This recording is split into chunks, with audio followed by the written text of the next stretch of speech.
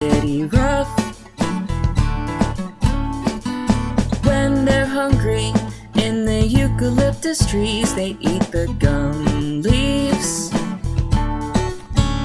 They are active at night, but when there is daylight, they're very sleepy.